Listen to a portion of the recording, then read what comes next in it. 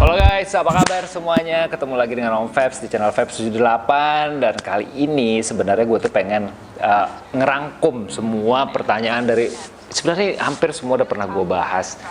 Cuman karena mungkin banyak yang baru gabung di channel kita ini, terus kemudian kalau buat yang lama-lama sih mereka udah tahu semua lah. Tapi gue pengen bikin satu rangkuman di mana lo bisa lihat lah nanti kalau lo pengen tahu siapa gua, lo tinggal klik aja bagian yang video yang ini, ntar semua akan gua ceritain dari A to Z-nya lah ya. Pertama paling banyak itu nanyain itu sebenarnya kerjaan gua apa sih gitu ya. Kerjaan gua itu lebih tepatnya dibilang apa ya, legal consultant lah ya. Ada yang bilang pengacara, ada yang bilang lawyer ya, sebenarnya mirip-mirip lah, cuma gue lebih banyak doing corporate matters. Kalau untuk kerjaan gue itu lebih banyak untuk legal consultant ini buat korporasi lah, buat perusahaan-perusahaan. Jadi gue nggak terlalu banyak yang handling case-case di pengadilan gitu. Ada once a while tapi sebenarnya nggak terlalu sering lah, bukan itu sih sebenarnya main jobnya gua gitu. Jadi kalau banyak yang nanya harus kerjain apa, ya mostly kerjaan gua itu, plus ada beberapa usaha yang lain juga sama teman-teman gua. Mungkin kalau lu pada tahu yang kayak Dream Garage kayak gitu ya, lo kan udah tahu tuh salah satu. Jadi ada beberapa yang lain juga.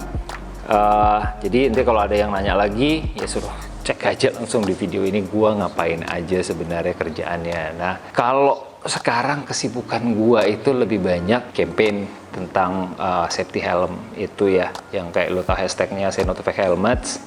Terus kemudian gua ada bikin beberapa kegiatan yang lain untuk offline-nya campaign Say No to Fake Helmets itu di offline lah ya, maksudnya kayak acara-acara di bareng sama anak-anak belajar helm gitu, sama Helmet Lovers Indonesia kayak gitu-gitu. Balapan lagi enggak, terakhir gua tuh balapan 2016. Sekarang kemarin baru sebenarnya gue baru bikin event, itu namanya Sentul Track Day Experience. Itu sebenarnya event yang gue bikin untuk mengakomodir teman-teman anak motor untuk menyalurkan hobi secara positif lah ya. Lo hasrat untuk ngebut, untuk nyobain motor lo to the fullest ya, sampai maksimal mungkin kan. Paling benar tepatnya adalah di sirkuit, bukan di jalan raya.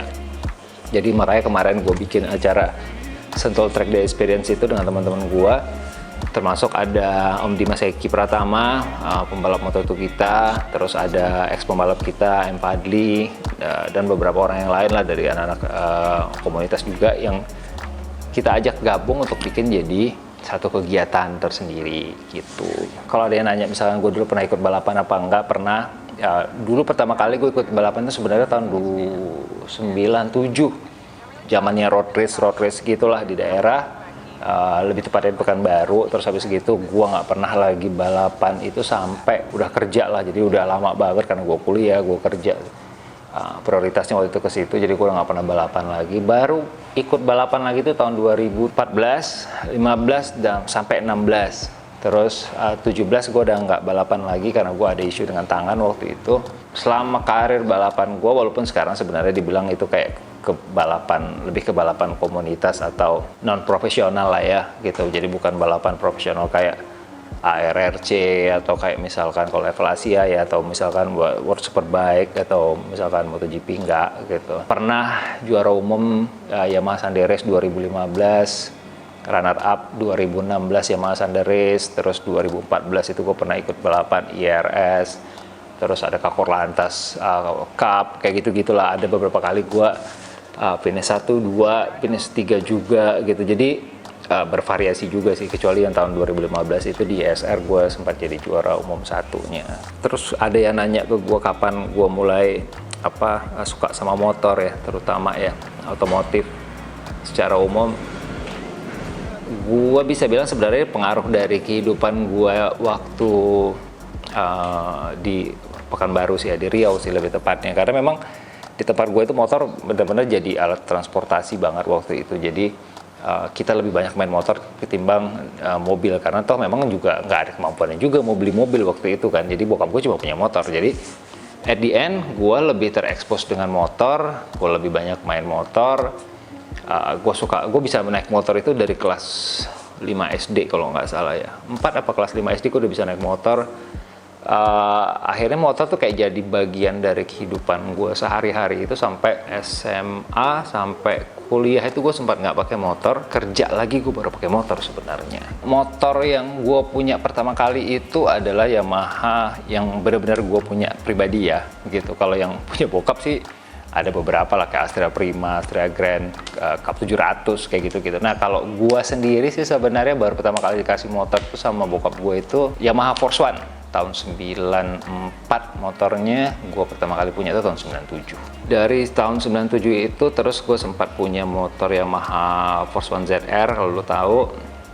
Itu terakhir, setelah itu gue stop main motor sampai akhirnya gue pindah ke Jakarta kuliah. Setelah hampir tamat kuliah itu gue baru beli.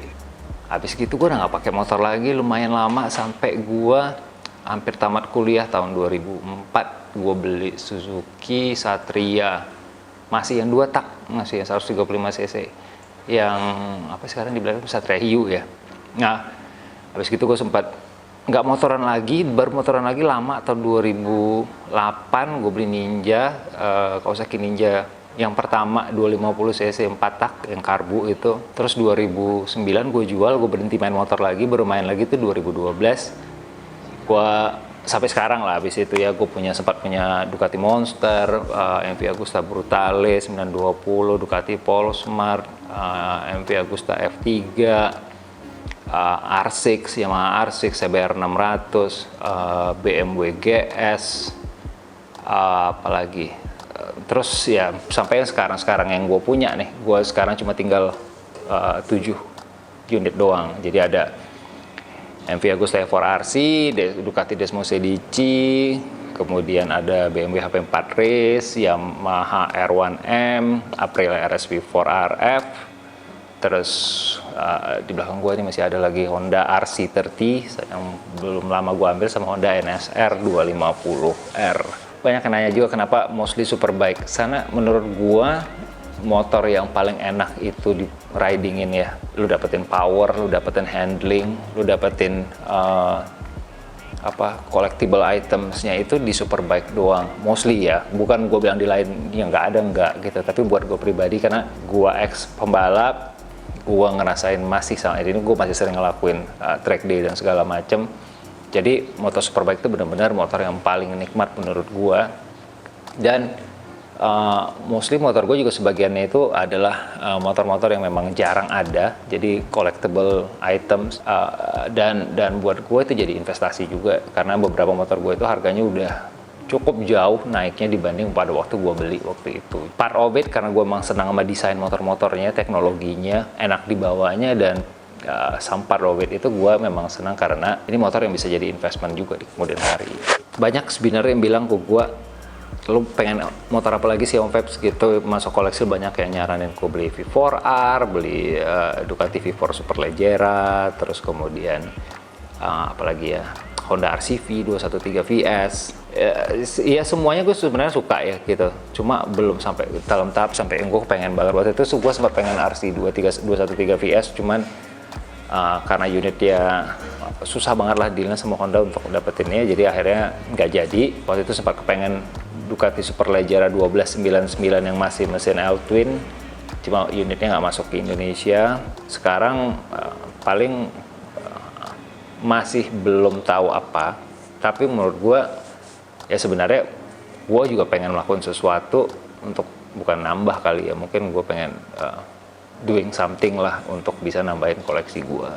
Lo bisa lakuin itu juga dengan unit yang lo punya gitu, yang ada di rumah lo. Misalkan lo mau lo restore, mau lo upgrading gitu, depend sama pengennya lo apa sebenarnya. Karena banyak kok yang bisa dijelmain. Contoh misalnya lo punya motor yang mau di custom jadi motor-motor yang gayanya kayak Jap style gitu, mau jadi scrambler kayak gitu, padahal tadinya bahannya misalkan motor jalanan biasa gitu, yang itu bisa aja. Jadi gue bilang, jadi lo nggak nambah unit secara number ya, secara jumlah gitu nggak nambah, tapi lo merubah bentuknya jadi sesuatu yang baru, ya itu bisa juga. Nah kebetulan gue juga lagi ada niatan untuk upgrading lah. Jadi masih seputaran Superbike juga, masih di seputaran motor-motor yang bisa dipakai di sirkuit juga gitu. Nah, nanti di next video gue akan jelasin dengan jauh lebih detail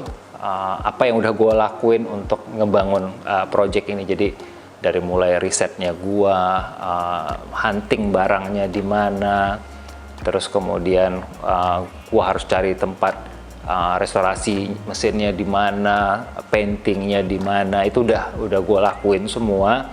Nanti di next video gue akan kasih tahu semua detail itu ke kalian, supaya kalian tahu nih bahwa gua ini akan memulai project ini benar-benar dari bawah banget, dari nol banget sampai kemungkinan selesainya itu akan seperti apa gitu. Nah, itu aja dari gua dulu. Nanti next kalau banyak-banyak nanti gue ceritain terjun semua, jadi tahu gue lagi mau ngapain, ya kan. So waiting for my next video, di sana gua akan lebih banyak cerita tentang project baru gua. Oke guys, keep support this channel, say no to fake helmets as always, ya kan. Terus subscribe, likes, comments, whatever you want to do. Thank you banget selalu ada support kita di sini, dan sampai ketemu di video kita selanjutnya. Ciao ciao. But there's something inside of you that says, I just have to follow that, because you don't know who you